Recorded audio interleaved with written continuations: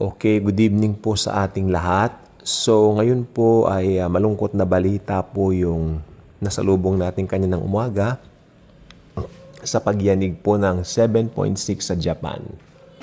At ako ay napansin ko po, kay dalas po nilang mabiktima ng mga lindol.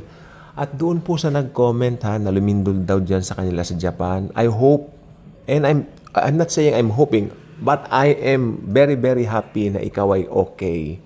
No, thank you very much sa pag-comment mo and let us know that you are safe together with your family and your loved ones there. I hope, no? Ito naman ang hope ko na sa ganitong mga pangyayari, lalo na kayo po ay nafe-feel ng takot dito sa Japan dahil sa mga earthquakes na ganyan, lalo po ninyong pagtibayin ang pananampalataya nyo sa tinapos na gawa ng Panginoon at syempre, laging sumubaybay sa Daily Good Vibes channel. Dahil kabilang po, no, sa pagpapalakas ng pananampalataya ninyo ay ang channel na Daily Good Vibes, no? At wag lang pong pakinggan ng paminsan-minsan, mas maganda araw-arawin po natin sapagkat ang inyong lingkod po naman ay lagi po naman naglalagay ng mga videos dito. At nakikita naman po ninyo yung mga lessons na meron tayo sa bawat araw. Pero most likely nga lang po talaga dahil po napapanahon, I always make sure meron tayong mga end time message. Okay? So, ang topic po natin ngayon is simply about, ito na po, deceiving. Yan. Pag sinabing deceiving, ano po yun? Okay, let me cite you an example.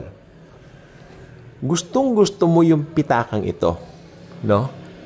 Nakikita mo lagi sa Facebook, sa YouTube, itong pitaka na ito, may kamahalan siya. Tama po ba ako? Hindi. Dahil yung nagustuhan mong pitaka ay quality brand. Pero talagang gustong-gusto mo, nakikita mo yung leather, napakaganda. Talagang you can't get enough of that. Lagi mong binubuksan sa YouTube mo na pinapanood mo paulit-ulit yung mga videos ng pitaka na yan. Ito po. Ngayon, dahil sa masyadong makinig pong mabuti, importante po ito, dahil sa masyadong pagkahumaling sa pitaka na ito, no? Merong isang tao na pumunta sa iyo, no? At nagbebenta rin siya ng mga pitaka, at ang halaga ng pitakang binebenta niya ay nagkakahalaga lamang ng 200 piso, 200 pesos. Yung nahuhumalingan mong pitaka ay nagkakahalaga ng 12,000 pesos. Hindi po exaggerated to. May mga pitaka pong mahal. Dahil ang sinasabi ko po mga branded na pitaka. Kung may branded na bag, may branded din po mga pitaka. Alam ko kung sinasabi ko. Nagtrabaho po ako sa isang sikat na brand dati. Diyan po sa Shangri-La Plaza. Hindi na ba ako magbabanggit kung ano po yon. Pero ang pitaka po na, during that time po, how many years ago, isang pitaka po na leather doon, nagkakalaga po ng 8,500. Much more now. Okay po ba? Mabalik tayo sa topic. Dahil humaling ka doon sa pitaka na mahal at hindi mo naman kayang bilhin, hanggang YouTube ka lang, hanggang panood ka lang, may nagdala ngayon sa iyo ng pitaka. No? 200 pesos lang. Tapos, sabi niya, ito pare-pareho yan, no? Mga pitaka yan. Papakyawin ko. Sige na, itong 1,000 pesos. Sabi mo, akin na yung 5. Humaling ka eh. Tanungin kita, unang-una, bakit mo pinakyaw yung pitaka? Makinig po mabuti, importante po ito. Bakit mo pinakyaw yung pitaka?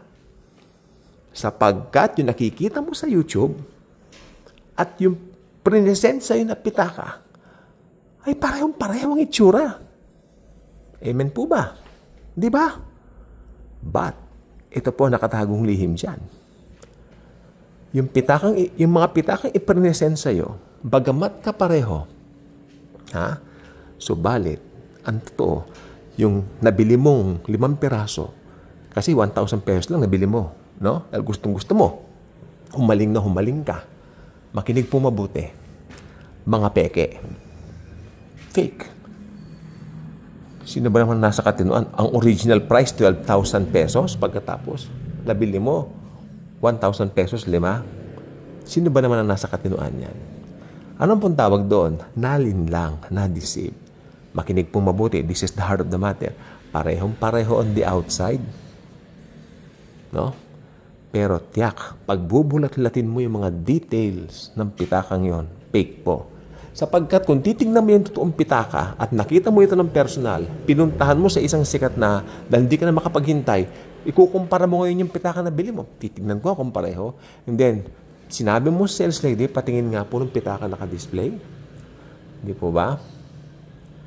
Makikita mo parehong-pareho nga. Pero nung tinignan mo yung original na pitaka, iba yung brand niya, iba yung hipo niya, no? At iba yung talagang kalidad niya. Kitang-kita mo. So, nalinlang ka.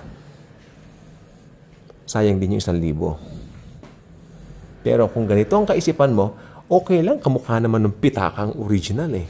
Okay. Fine. Dito pa tayo pasok sa pag-aaral. No? Pagdating ng Antichrist, marami siyang malinin lang.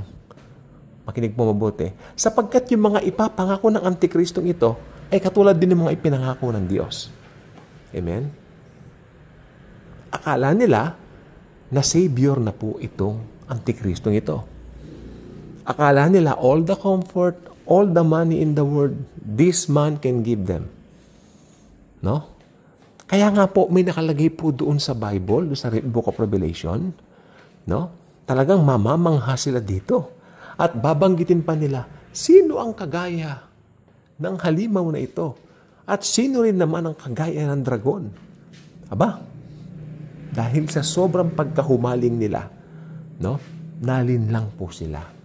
Hindi na nila makita kung anong kaibahan ng mga bagay-bagay. No? Actually po, nakakatakot lang po dito sa senaryo ng end times na ito, masasapawan na po yung pananaw nila tungkol sa Diyos. Sapagkat, no, mangingibabaw po sa kanila yung comfort. Hanggang umabot po sa punto na magpatatak na po sila ng sinasabi ng halimaw na tatak niya o marka niya dahil ang mga taong ito gustong-gusto ng komportableng pamumuhay. Makinig po tayong mabuti. Ang komportableng pamumuhay kailanman hindi ko sinabing masama. Sino po ba ang hindi may gusto ng komportableng pamumuhay? Makinig po tayo. Pero may case-to-case basis po kasi ito. Like this one, you are now being left behind. You are now in the Great Tribulation. And now, meron kang choice. Alam niyo po ba, pag naiwan ka sa tribulation, yan ang kahuli-huli ang pagkakataon mo, alas mo para maligtas. It's either magpatatak ka, tanggapin mo ang selyo ng halimaw, pumasa impyerno forever and ever dahil pag tinanggap mo ang selyo ng halimaw, sad to say, but you belong to hell forever. Sa kabilang banda po naman, kung tumanggi ka dito at ninais mong maparangalan si Jesucristo sa pagpapapugot na lang ng ulo kaysa tanggapin ang tatak ng halimaw, ikaw naman ay papasa kay Kristo forever and ever sa kaglorya ng kalangitan. Amen? At hindi ka nalinlang. Sino yung mga malinlang po dito? Yung mga malinlang po dito ay yung mga tao na gustong-gusto ng komportableng pamumuhay at ito ay kahit na anong mangyari, kumbaga by hook or by crook, makuha lang nila. Gagawin nila lahat, even magpatatak, yari sila. That's no way out. Nakakaawa po sila. Ako hindi ko po alam po sino yung mga maiiwan na yan, pero may idea po ako. Baka pag binanggit ko dito, hindi may kilala, pero baka sabihin I am judgmental. Pero at least kayo may mga kilala rin po siguro kayo na mga nakakasalamuhan niyo sa bawat araw. Sa akin po ang dami. It's so sad. Siguro idadahilan nila, ay kasi marami kaming alalahanin sa buhay. Yan na nga eh. Marami ka palang alalahanin sa buhay. That's why you really need Jesus. Marami ka palang alalahanin sa buhay. Kaya kailangan mong hanapin kung ano po ba ang daan patungo sa kaligtasan. Baka sa sobrang kabisihan mo, abutan ka ng physical na kamatayan. Magugulat ka na lang pag nasa Hades ka na. Kasi po Hades muna ang pupuntahan ng mga souls. Hindi pa naman yung Gihina. Yan po yung sa katapos-tapusan ng kapanahunan. Not yet now. Especially namatay ng church age, Hades po muna po sila. Kasi meron pa po mga mangyayari, mga events na kailangan ma-unfold. Ito po yung rapture of the church, 7 years of tribulation, paglabas ng halimaw at ng bulaang propeta. Alam naman natin yan. No? At ang paghahari ng Panginoong Hesus sa katapusan ng tribulation, paghahari po siya ng 1,000 years dito sa lupa. Alam din natin yan. After 1,000 years, pakakawalan ulit si Satanas, hindi po ba? Then, ayun na po yun. Okay? Ayun na po yung tinatawag na Gog at Magog. Kaya ang tawag nila doon, no? O Armageddon, something like that. No? Correct me. Alam nyo, ganyan po ako kasi galing po ako sa work, no? Inabot kami ng gabi. Pero maganda naman po yung pinagpe-pray namin, nangyari na po. Amen. So, hindi na po ako stress. No? May konti, dahil may kulang pa akong documents na kailangan dalhin. Pero, madali na lang po yan. Importante na dito na po. Hindi na ako na-stress. Alam nyo na yun. Di ba? Ito mga videos, vlogs. All this for the glory of Jesus, for His greatness. Faithfulness towards me. Palakpakan naman natin ang Lord Jesus. Napakabuti po niya. So, ito pong gusto kong sabihin po sa inyo. No? Mag-comment po kayo dito. Sabihin niyo sa akin, bakit kayo makakasama sa rapture? I want to know. Ano yung thoughts niyo regarding rapture? Kasi lagi naman natin topic eh. At nakikita ko naman po, massive naman po yung mga comments. So, I would like to ask you a question. Then meet me with an answer, okay? Ito ang tanong ko. What do you think is the best reason para ma-include ka sa rapture? Tagalogin natin. Bakit sa tingin mo makakasama ka sa rapture? Anong dahilan? Okay? Bahala po kayo. Sagutin yung mahaba. Pero yung sobrang haba po, nakakatamad basahin. Would you please go direct to the point? Okay? Kasi nakita ko, massive po yung comments eh. Hindi po ganyan dati. Daily Good Vibes way back in 2022.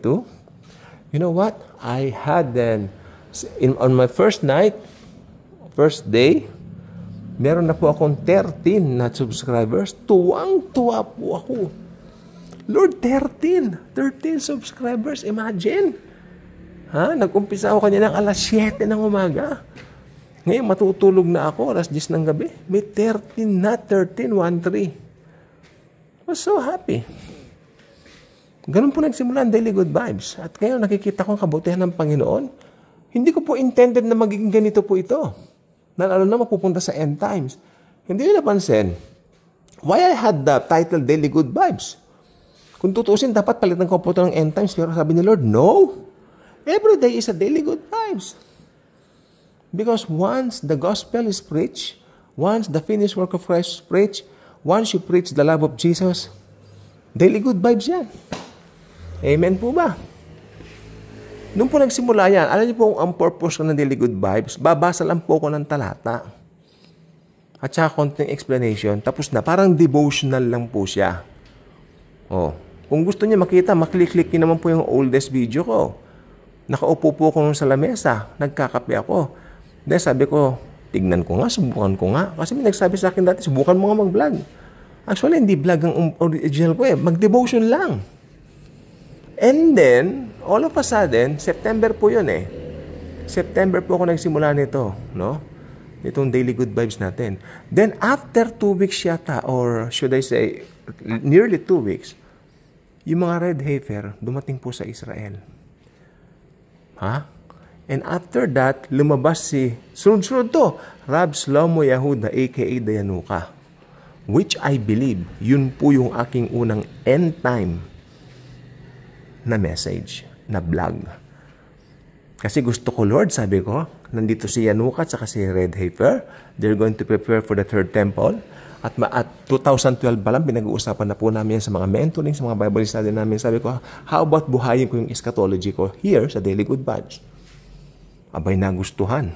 The following, may get 20 na yung subscriber.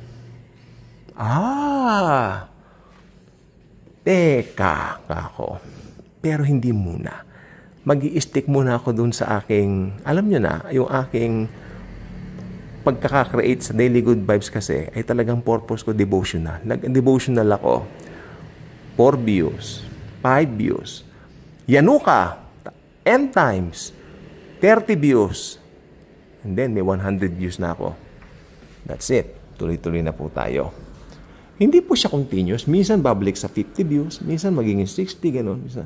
Pero ngayon po, massive. Massive po ngayon kasi, sige, nag-escalate na rin po yung mga nangyayari sa mundo. At napansin ko na po, ito na, actually nakakatuwa po ako eh.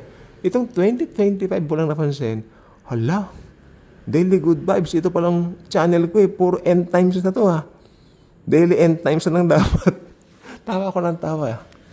Pero kaya ng humor ng Panginoon sa atin. Hala, Daily Good Vibes, puro end times. Doon sabi ko, Lord, aalisin ko na yung Daily Good Vibes. I know. At saka dito nakilala ang channel natin. Daily Good Vibes will always be Daily Good Vibes. Hindi pwedeng palit-palit ng pangalan. Hindi po ba? So, mahal ko po kayo, mga ka-good vibes ko kayo. No?